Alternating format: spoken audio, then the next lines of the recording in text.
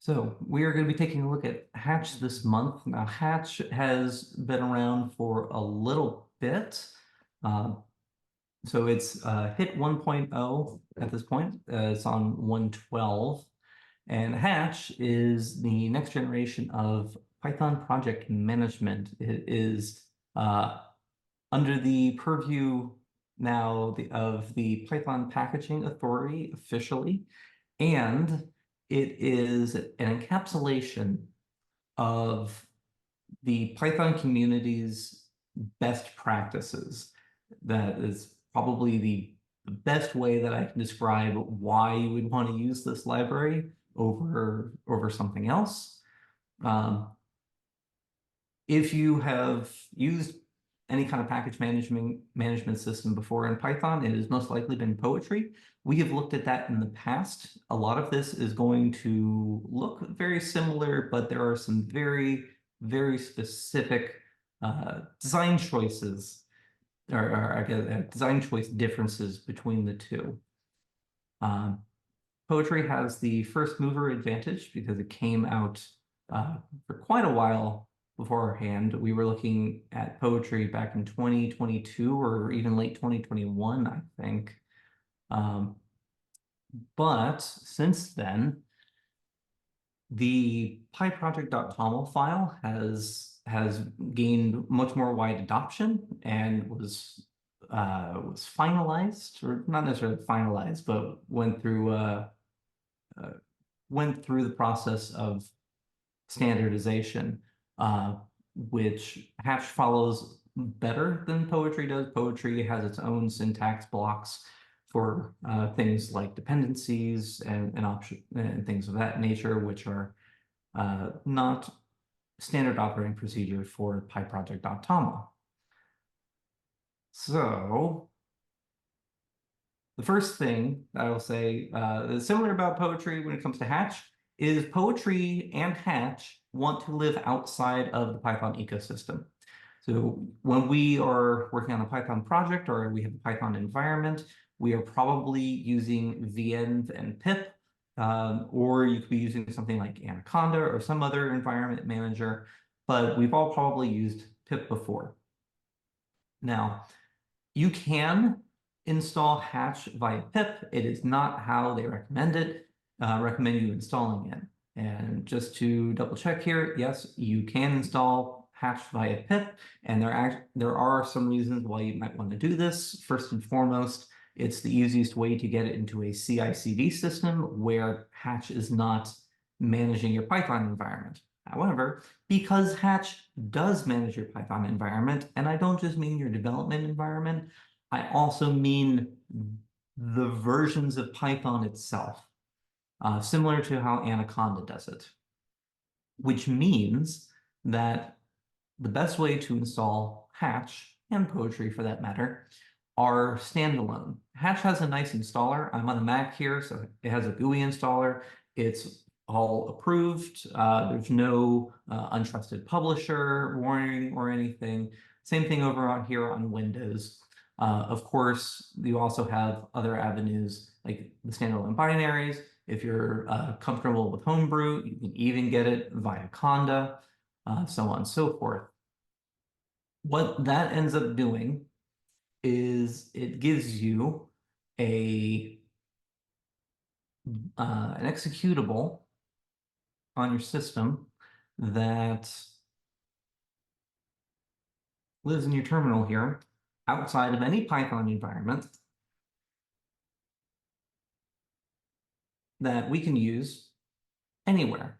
In some ways, well, this is kind of similar to how Node's NPM, Node Package Manager, lives outside of your projects.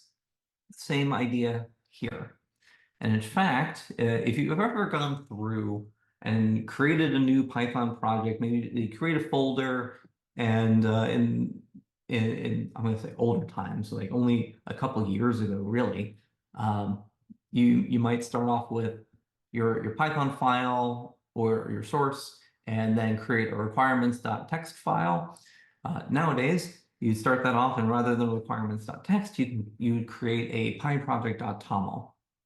But even for as long as I've been using PyProject.toml, I don't remember what all the fields are in there in order to build it out. So I always end up referring back to a previous project to reference. Well, Hatch has a very nice little init project, like you would expect a package manager or a project manager to do. So I can go in here into our Orlando Python project library, and I can do, let's see, let's actually open up help here. So Python new, create or initialize a project.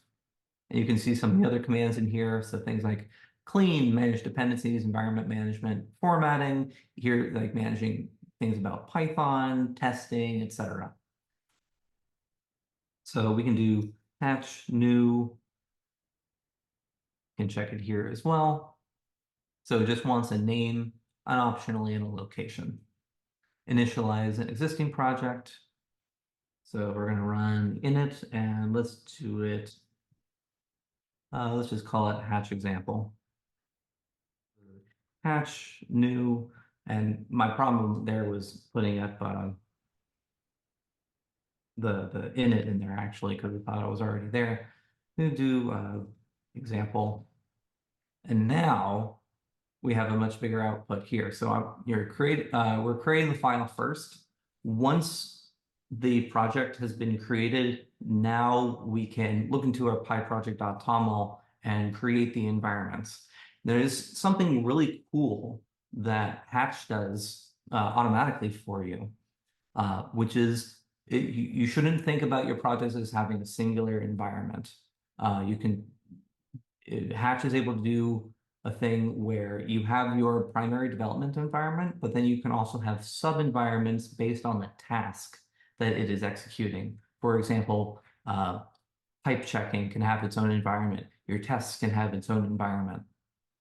So it's an interesting, isolated piece that you're going to run into less code conflicts at the very least by not having all of your test dependencies interacting with your primary development environment, which is very cool.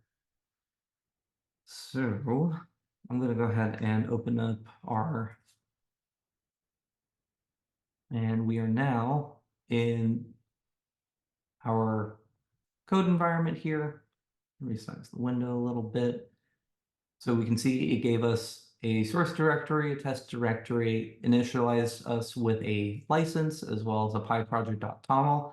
I will get to that in just a second, as well as a README. So already quite a bit of boilerplate out of the way. Now in our pyproject.toml here, we have our all-important project, which contains all of our project metadata, as well as any of our dependencies, which we don't have any dependencies listed as of yet. Also, other things for it's trying to be nice and auto building things like our documentation URLs. But you'll also see some of the interesting defaults that Hatch gives us. For example, Hatch supports dynamic versioning, which lives inside of your code. And in this particular example, or I guess the default, in our source, this dunder about, and here's where that lives, rather than living inside the pyproject.toml. Now, you absolutely can put the version in here. You see that it's saying dynamic. The version is dynamic. If you want to include it in here normally, then it would just live there and you'd have to update it in here. But that's one way where you can just document the version in one place, since there are some libraries and there's some ways that Python can make use of the version number living inside of the code base itself. There are other things that we get, which includes defaults for for typing, and which uses MyPy as well as the script that will run. And we'll get to that in just a little bit, because when you understand the connection between the ends type the ends and scripts, Hatch suddenly gets very powerful. You'll also notice that it gives us Pi coverage by default, as well as well, we'll get to formatting in a little bit as well. For the time being, let's add a very quick file here. So a good looking Python file, there's basic things that it can do. Everything is strongly typed. We love things that are strongly typed. And so let's see what we can do with this. In our pyproject.toml, we have an environment already built for us, where you can see here we have tool.hatch.ends.types. Now, VS Code is giving me some hints to help me build this out. And you'll notice that once we get to ends, there's nothing else there. .types doesn't technically exist, or at least in a way that is that already exists. However, this is perfectly valid, which means we can put whatever we want out here.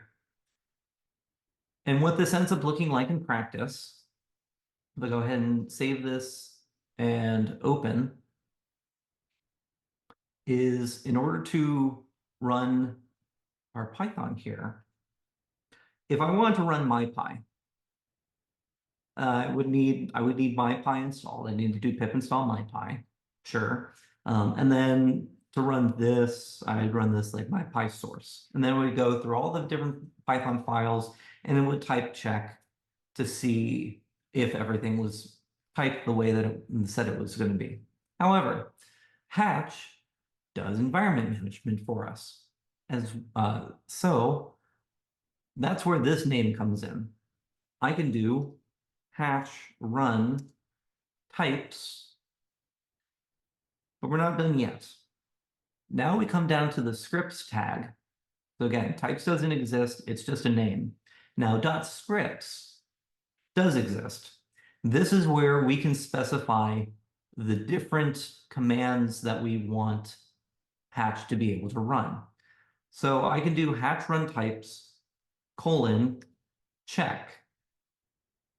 And when I click enter, it's going to do two things. The first is it is going to build an environment with the dependencies necessary in order to run this environment. So it's going to install MyPy.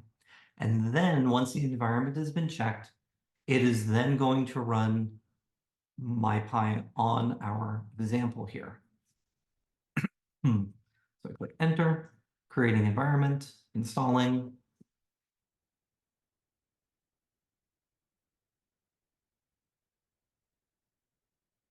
And give it a second. And there we go. MyPy found no source issues. Now, an interesting thing here, and I guess just to show that this is actually working, that dead time was not Hatch. That was MyPy building up its initial scan of our environment. If I go into my chest here and let's say I tell this I'm going to return none, but it knows that value is a type int, I should get an error. So if I run this again, I now get a typed error. All the good little things can go here. Hey, no return value is expected. It doesn't know, or in situations like this, MyPy assumes that your explicit and type annotations here are the thing that are correct, not here. We know that this is in fact the error here because I just changed it. I can run this again and we have no issues. Now, I couldn't find any documentation on this, but through testing, I know this is how this particular thing works. Uh, this ARGS example that you see right here, this is a this is how we can inject overrides when we do types check. So if I only wanted it to check my tests folder, now it's going to replace everything that comes after the colon here. So this is our default. I'm overriding that to say only check my tests. There were no issues found in the tests, and we can double check that because it didn't check the 3 source files in our source folder there. You might want to do this if you want to provide what your most common things are, and have a way to override them. If you want to have a default for your local machine, but you want the ability to override it in CI/CD. Maybe it's based on a variable inside of your build pipeline, etc. Again, I don't really see any documentation that explicitly says here's how the args work, but that is how I have found them to work.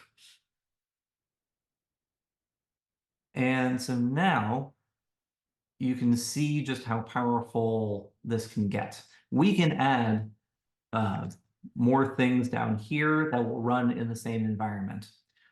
We can build documentation. We can have, if I copy this here, and I'm going to call this environment docs. And we're going to have this be pdoc, for example. And so now I can have docs and scripts. I can have this be serve equals pdoc. And honestly, I kind of forget the uh, the syntax for this. So I'm just going to quickly open up a little something in the background to remind me of what the syntax is. I've never used pdoc before. So mkdocs or Sphinx also very good. I've used mkdocs before. I was pdoc. I like it because it's relatively simple and is one of the better auto documentation generators that I have seen. Which I guess we'll see in a moment here, assuming I can get everything working. So I'm actually going to do python-m pdoc, which runs our module there, and do source dot py orl underscore example.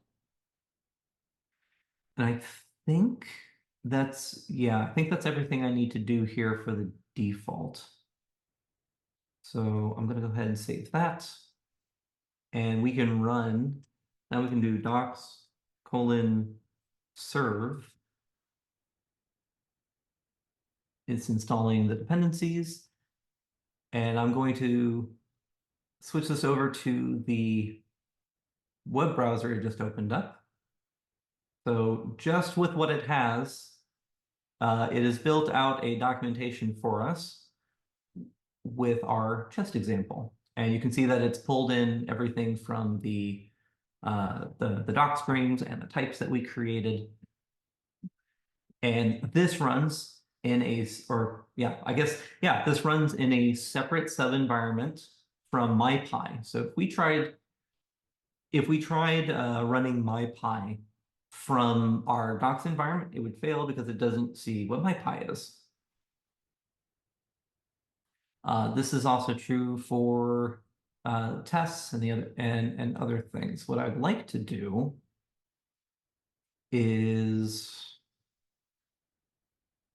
show the code linters, because Hatch also includes rough by default for its code formatting. This is probably going to be the biggest departure with hatch compared to poetry in my experience. Now, this ability to have sub-environments that we just saw for our type checking, our docs, this is also true for our tests as well. That's very powerful. It does help cut down on collisions with your dependencies. But Hatch gives you formatting, best practices, auto formatting, and upgrade suggestions all in one go, which, if you haven't used them before, is probably going to be the biggest change to how you run Python, probably ever. And we can very easily get to that with just hatch fmt format.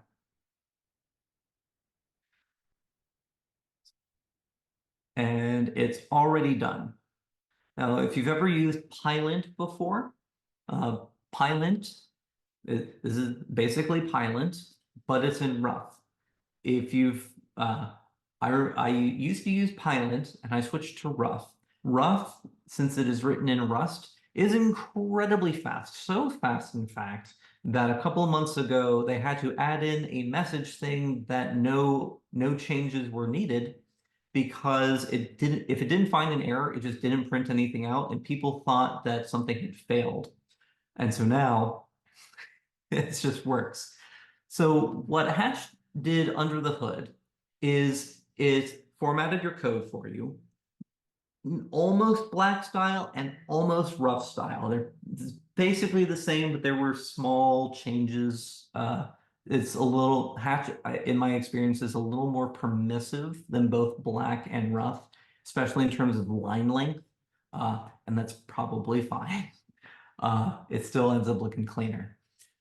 It will automatically update certain things. So if you had a library that had a minimum version of Python 3.8 and you updated 3.9 or 3.10, it's going to automatically change certain parts of your code so that it runs the same, but is now upgraded to the new minimum version of your code. For example, for typing, there is anything that was in that would have been considered like a collection, like iterator or iterable as a type, ended up getting moved to the collections.abc directory. But it basically just got moved out of the typing directory.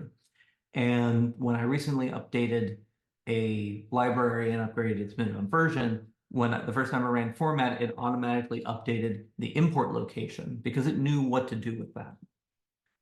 It then ran it through rough, it's not the whole set of rough. I'm going to misquote one of the people that I was talking with about it and go, Hatch includes all of the linter checks from rough that make sense. So it's not everything, but it is most things that the community goes, yeah, okay, let's include these, let's not include these. But it is using rough under the hood. Now, we already have two things here, which are actually just pointing to the same thing. Now, in more recent versions of Python, there was a new feature that looks like this, just puts a star in here. And the reason why this is complaining down here, the Boolean typed positional argument in the function definition and the default positional argument in function definition, is it wants Boolean parameter definitions to be behind this. That means that I can no longer create, let's say like chest equals chest, and I would give it, let's say it has 100 gold in there and it is locked. While this is perfectly valid Python, and I can run this code and it would be just fine. However, if you're looking at this code and maybe you don't know what chest is, what does that true represent? And so what this asterisk does is it says anything that is after the asterisk must be explicitly uh, quarked. So I can't just do chest 100 true. I would need to do chest locked equals true. And this is far more readable. If I were to rerun this code, or not run the code, but rerun our formatter on here, cool, all checks passed, one file reformatted, and we're done.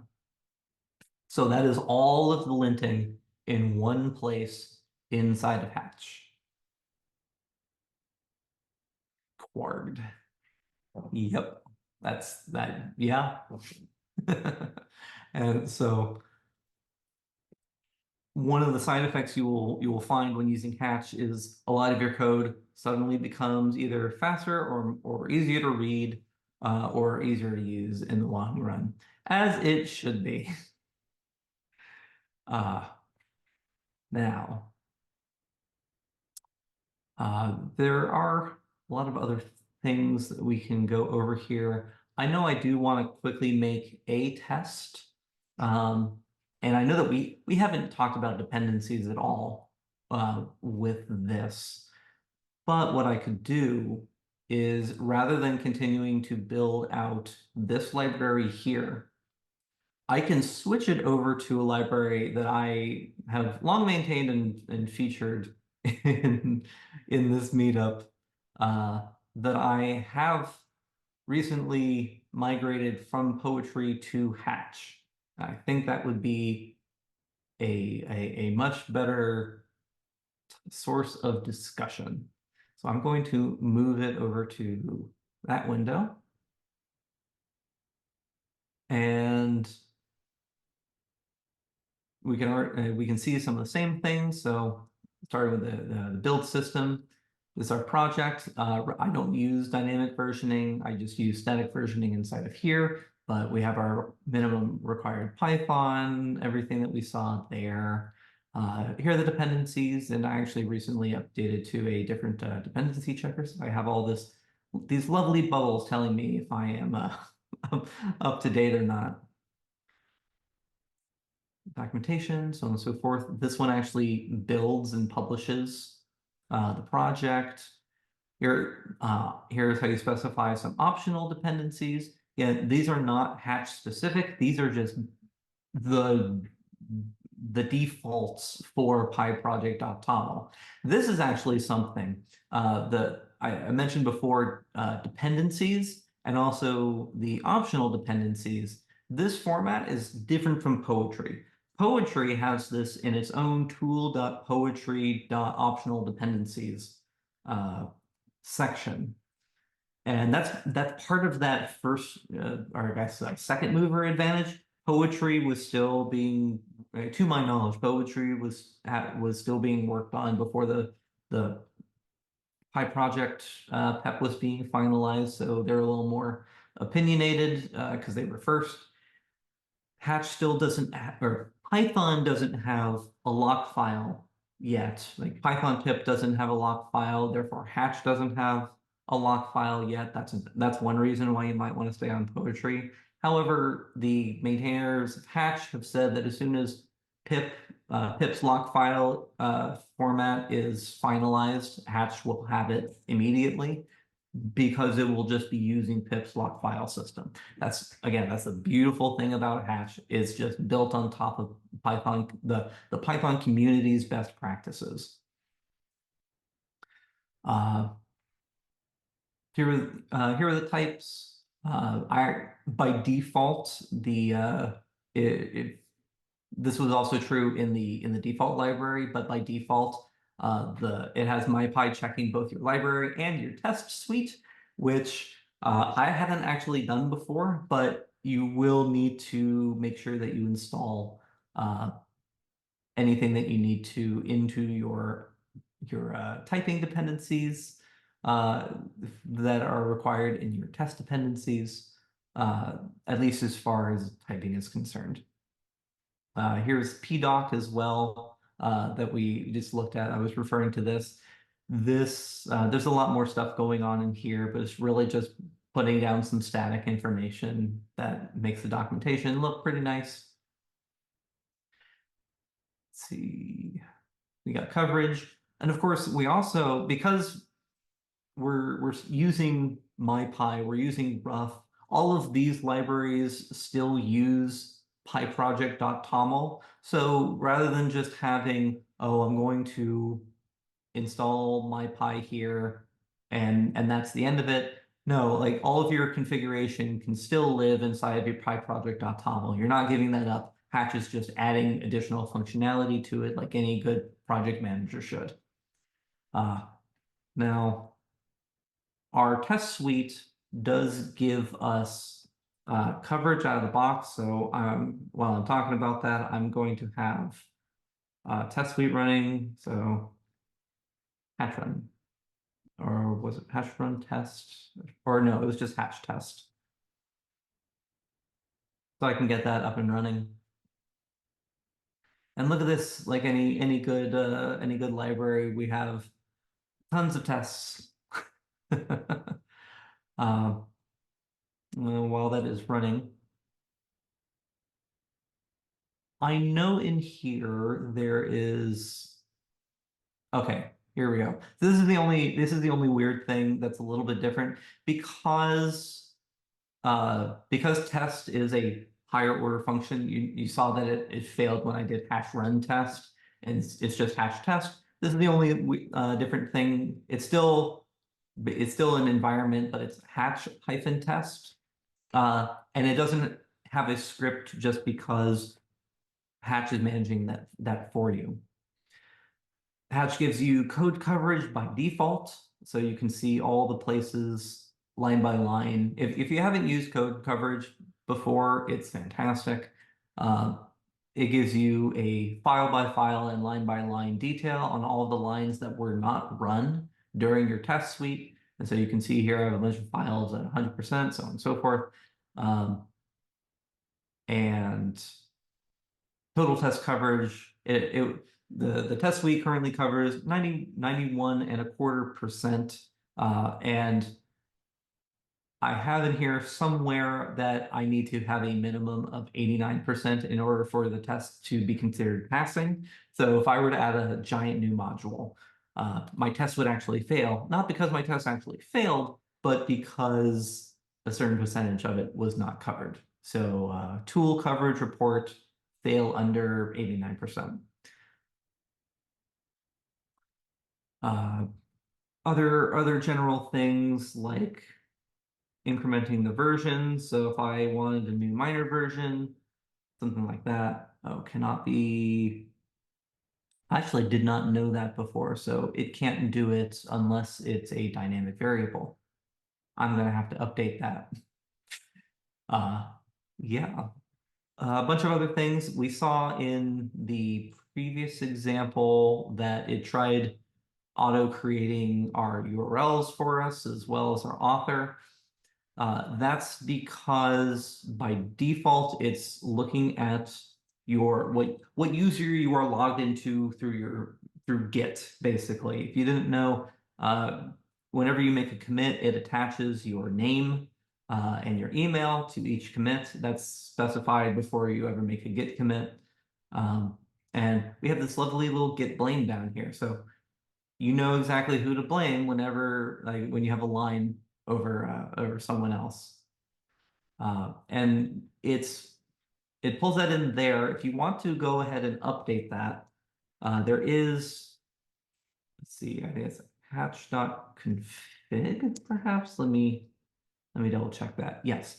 So hatch, I'm going to do Hatch Explorer. So you can see open the config location in your file manager. So it just opened up a window that you can't see, but I'm going to load it right back into here. So this is Hatch's configs, default configs. You can go in and update. So when it fills out a template, you can update your name and your email if they're not correct. If you want to have a different software license by default, you can do that here. Anything else, I haven't dug too much into what you can configure inside of Patch. But here's how you would access it, and here's how you can get to it. I very much like that they make it very easy to figure out where the config is. Let's see, another thing. Building project, if it's a library, it will build the wheels for you. There's also publishing, viewing project information. We went over format. Python here, so managing all your different Python installations. And because Hatch lives outside of your project, it can also manage your Python version for you. And it wasn't list. Let's see, might be view, no, show. So these are all of the different versions of Python that you're able to install into your system or environment via Hatch. And these are pretty up to date as well. Yeah, one more thing. Oh yeah, because the last time that we looked at poetry, we also looked at how we could integrate this into our workflows. So just to quickly pull one thing up, this would be a workflow, a GitHub workflow that is included with this library so that every time that there is a new commit pushed up, it will automatically run our tests and our checks. We have actually separated out a separate action here. So this is a repeatable action that lives inside the project. It allows me to have a centralized place to specify my default Python version, as well as making sure that anytime I run code, it's going to pip install Hatch into the system. So then when I get to my actual workflow here, it's going to run that action that specifies the Python version and installs Hatch. So now I can just do Hatch format to run the formatter check against any incoming code, as well as doing Hatch test and supplying the desired Python version to Hatch as well. There are other things like this is how I draft a release whenever I go in. Same thing here. We install the version of Hatch. And I do need to change this, but we can increment our library version number using Hatch via a GUI input that's specified up here.